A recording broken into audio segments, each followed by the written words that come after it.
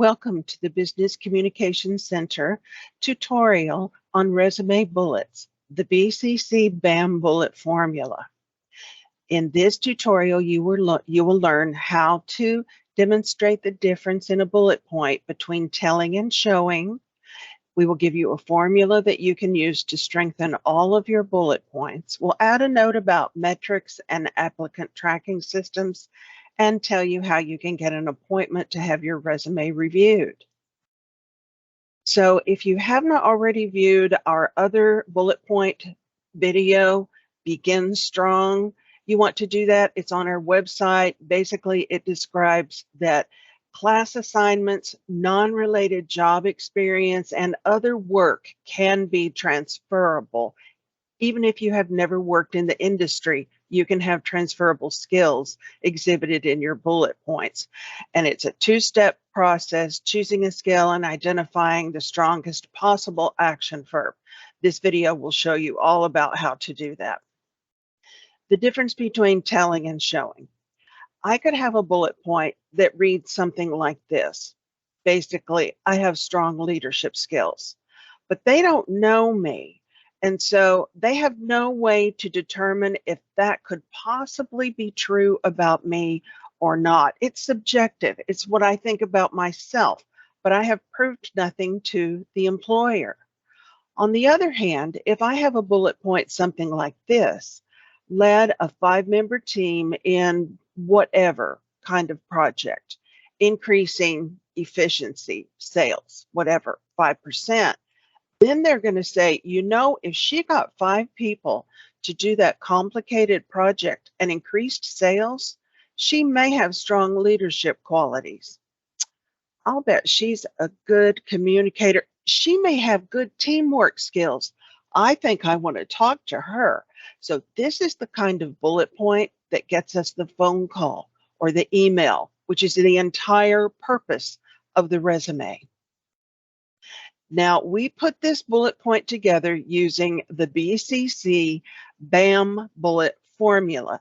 BCC as in Business Communications Center, and then BAM. So when you see this image in a Batman comic book, what has usually just occurred is Batman has punched somebody hard. So the idea is you're punching them hard with your bullet points. It's an acronym. The B in BAM stands for begin with the strongest possible action verb. Watch that other video. The A stands for add something, add a result.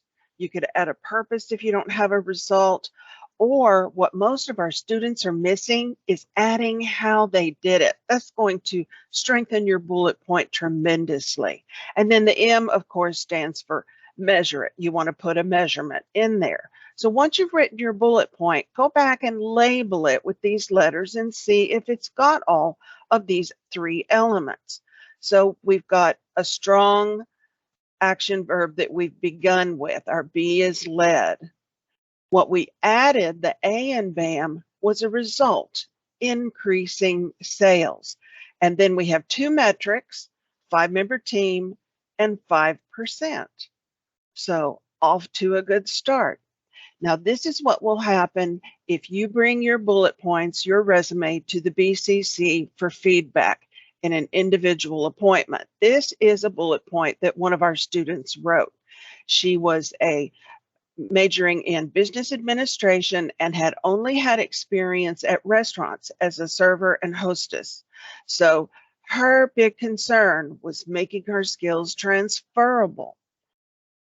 Arranged and supervised the floor coordination of the dining and bar lounge that holds a maximum capacity of 160 people. So we said, okay, let's label it. What is your B in BAM? Begin with the strongest possible action verb. It's arranged. We asked her, is arranged the skill you want to emphasize? She said, probably not. We said, okay, we'll talk about that. What did you add? Did you add anything? Did you add a result, a purpose, or did you add how you did that? And she did not have an A. So we knew we needed to have a conversation about that. Now, she gave us the metric 160 people, but it didn't really measure her skill. It just told how many people the room would hold. So we knew this bullet point was going to need some work. So we said, okay, when you write your revision, think about your B in BAM. What skill are you trying to emphasize? She said, I'm not really sure. We said, well, you've got supervised in here. Did you actually supervise people? She said, yes, I did. We said, well, supervised is much stronger than arranged. When you write your revision, begin with supervised. So she did. And then she added what she supervised. Supervised arrangement of dining and bar lounge seating. All right.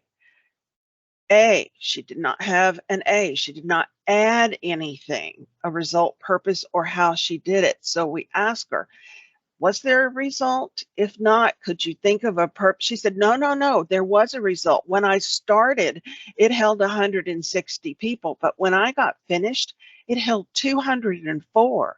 We said, well, that's increasing capacity. That's a result. So add that to your revision. So she did. And then she gave us her metrics, right? 160 and 204 was kind of a funky number. So she put 200 plus. So now she's got a really strong bullet point with 2 metrics. But when we reviewed the bullet point and re-examined the B in BAM, supervised, we realized that the rest of the bullet point did not describe her supervisory skills. And when the reviewer looks at her resume, they're going to want to know something about her supervisory skills if she began with that word. So we said, if we look back at the formula, BAM, one of the things we can add, the A in BAM, is how you did it. If you could add how you did it, do you remember that? That might strengthen the bullet point and tell the reviewer exactly something about your supervisory skills. And she remembered exactly how she had done it. So she added the text in red. Supervised arrangement of dining seating by dividing 7 workers into 2 teams and adjusting tasks for fluid progression, increasing capacity from 160 to 200 plus. So you're going to notice a couple of things about her revision. But if you look at this whole bullet point, you realize that the business administrator might look at it and say, well, you know, that was a physical task. And for supervisory skills, I need people that can supervise teams. So she knew that she had to divide her workers into teams, and she was flexible enough to adjust their tasks. She kept checking on them. If she could do that, she can probably run a team, and I need people that can lead and supervise teams. So it's a transferable skill. Now, the 2 things you're going to notice about her revision, first of all, it looks like it's 3 lines long, but that's because it's 28 points, so you can see it on the slide. At 11-point size for the font, which is what the resume is supposed to be, it's only 1.5 lines long. You do not want any of your bullet points to be longer than 1.5 lines, because by the time they get to the end, they forgot what was at the beginning. The other thing you will notice about her revision is that she has deleted some of the words. She deleted "and bar lounge seating." That did not really add anything to the reviewer's understanding of her skill, and she needed the space. She has also deleted all of the articles. Those are the words a, an, and the. Even if your bullet point is short enough to go on 1.5 lines, you want to delete the articles. The reviewers will appreciate it. They have so many resumes to review and such a little time to do it. and this pressure of having all those resumes, they will say, "Oh, thank you so much, dear writer, for saving me time." So delete those articles. About 98% of the time, the bullet point will make sense without the article. Rarely you may need the article for it to make sense. Now, how she actually fit more seating into this room, that constituted an entire separate bullet point. And she came up with this following one. Proposed expanding customer seating capacity to management by measuring walk space, chairs, and tables, and by plotting to scale graph. So her B and BAM begin with the strongest possible action verb that is proposed. That shows initiative, it shows creativity, it may show leadership, critical thinking, problem solving. The reviewer can read all kinds of transferable skills into that word proposed. Now she has 2 A's. She's added 2 things. Both of them represent how she did it, by measuring and by plotting. So she's got 2 A's. Of course, what she's missing is a metric. So when she left us, this is the conversation we had. Try to write a bullet point with a metric. Now you can try to put one in here, but it cannot be the one you used in the previous bullet point. So if you can't find a metric for this one, try to write a bullet point that has a metric. Say you do that, and the one that you write with the metric is weaker than this one, but this one doesn't have a metric. So then you have a choice to make, and you are going to have to make the same kinds of choices. There's not really an easy answer to that question. What we can tell you is at the bachelor level, supervisors and hiring managers are maybe demanding a few less metrics than they are at the master level. It may also depend on the position you're applying for.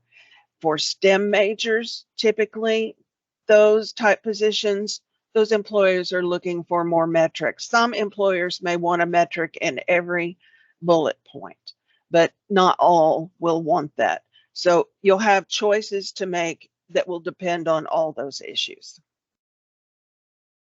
A final note on metrics and applicant tracking systems. Note that some ATSs will only select resumes when the metrics are preceded by a $ or followed by a percentage symbol. So if you can change the numbers in your bullet point to percentages or dollar amounts, do so. And in her case, if you look at the text in red, it was very easy to do. She went from increasing capacity from 160 to 200 plus to increasing capacity 25%. Quite an easy fix.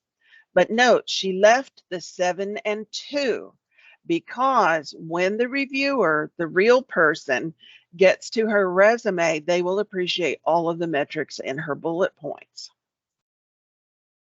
A final word of encouragement. Mastering bullet point writing is a skill. But it's not the type of writing skill that anybody's born with. The upside is anybody can learn to do it, but it takes exposures and it takes practice. So we suggest you watch both of the videos, this one and the other one on bullet points that's Begin Strong, and then apply that to your resume. After you've done that, schedule an appointment with a BCC tutor to review your resume, and you'll get another exposure. Then go home and practice again. If you still do not feel that you have mastered this skill of bullet point writing, come back and see us again. So the trick is exposure, practice, exposure, practice. We want you to be able to be a confident and proficient bullet point writer by the time you graduate. Now, this is our website in red. You can schedule appointments, either Teams or in-person appointments for your resume review. You also can get appointments. We'll help you with your cover letter, LinkedIn, and any written class assignments that you have. Also, we will help you with presentations. You'll get feedback on the slides, the content, and the delivery. And if you're not really sure where to get started on a resume or any other document, we'll brainstorm with you. Finally, we do have an ESL specialist for our English language learners. So if you're learning to speak English, we have help for you in that capacity too. This is a little bit more information about applicant tracking systems and resumes that you may want to pause the video and look at.